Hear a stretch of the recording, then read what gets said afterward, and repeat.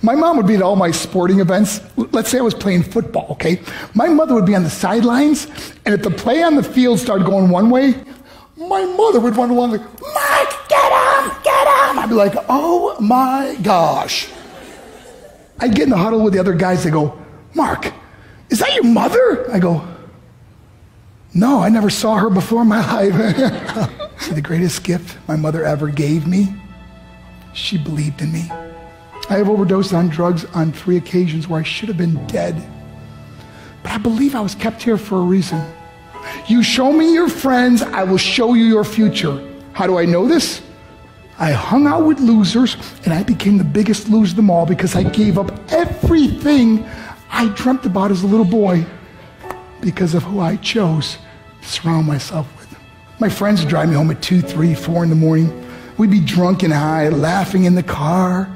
We'd pull up in front of my house in New York. They go, Mark, the light's on. I go, oh man, my mother's up. See, my mom wouldn't go to bed until she knew her son was still alive. I'd walk in, she'd say, hi Mark, how was your night? I go, it was good, Mom, I'm just gonna go to bed. She goes, can I talk to you for a minute? I go, Mom, I'm tired, I'm just gonna go to bed. She goes, Mark, I haven't seen you all day and all night. Can I please talk to you? I said, man, just leave me alone. You bug me. I'd slam my bedroom door on the one person who believed in me. I was on a worldwide tour and we were wrestling overseas in Japan. After my wrestling match, I went upstairs in my hotel room and I fell asleep. There was a knock at my door at 3 o'clock in the morning. I got out of bed, I looked through the safety window and I could see it was a Japanese promoter. So I opened the door and he said, Mark, you need to call home. There's been an emergency. I went and got on the hotel room phone. I called back to the United States and said, hey, what's going on? They said, Mark, I don't know how to tell you this. I said, just tell me what happened.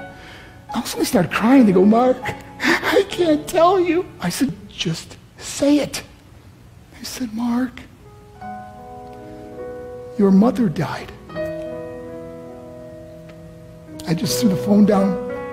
I ran out of my hotel room. I took the elevator to the lobby, and when the doors opened up, I just ran out into the street.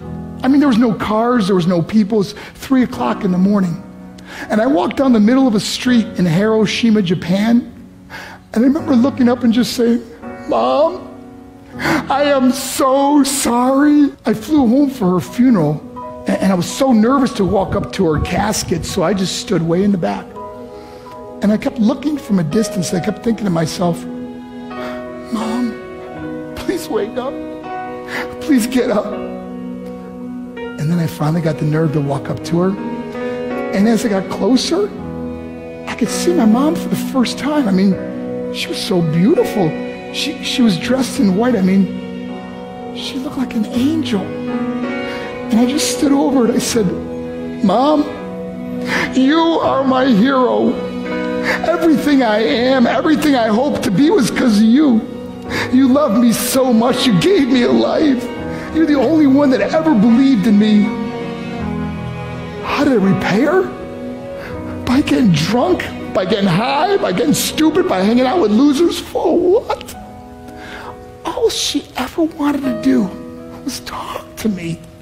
I wish I could talk to you now, Mom.